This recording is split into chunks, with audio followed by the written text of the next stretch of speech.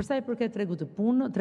tregu i punës ka vijuar të ketë një ecuri pozitive, papunësia në tremujorën e parë të vitit shënoi 8.4%, e cila krahasuar me tremujorën e parë të vitit 2025 është 0.3% më e ulët.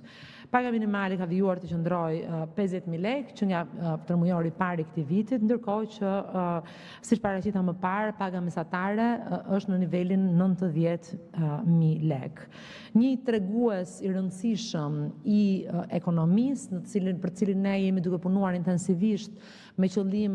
përmirësimin dhe incentivimin e bizneseve, është dhe produktiviteti i punës, i cili për tremujorën e parë të vitit 2026 në krahasim me tremujorën e parë të vitit 2025 është rritur me 3.2%. Nëse do të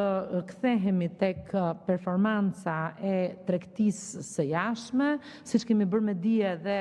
më parë, tregtia jashtme është e dominuar nga tregtia e shërbimeve, konkretisht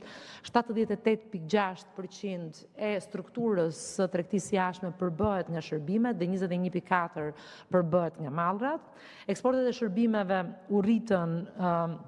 në tremujorën e parë të vitit me 8%, duke arritur në nivelin 1.62 milion euro, ndërsa eksportet e udhëtimeve, të cilat përbëjnë peshën kryesore të eksporteve të shërbimeve, arritën vlerën 1 miliard euro, apo 15% më shumë se një vit më parë. Sa i takon tregtisë së mallrave, gjithashtu për periudhën e 5 mujorit të parë të vitit, kemi pasur një ecuri pozitive të tregtisë së mallrave. Eksportet e mallrave u rritën me 4.5% në krahasim me vitin 2025, ndërsa importet e mallrave u rritën me 3.1% në vitin 2025. Në fund, përsa i përket strukturës së tregtisë së jashtme, ne shohim që kemi pasur një ecuri pozitive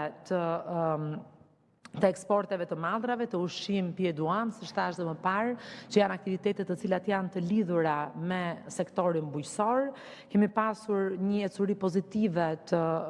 minerale lëndëdjegëse dhe energji elektrike, kryesisht të lidhura me eksportin e energjisë elektrike, të cilat për 5 mujorin e parë u rritën me 20.2%, ndërsa kemi pasur një ngdalësim tek lëkura dhe artikujt për lëkure, vlerë kjo e ndikuar kryesisht nga ecuria e kursit të këmbimit. Nga ana tjetër, kemi pasur një ecuri pozitive kryesisht në të gjithë komponentët e importeve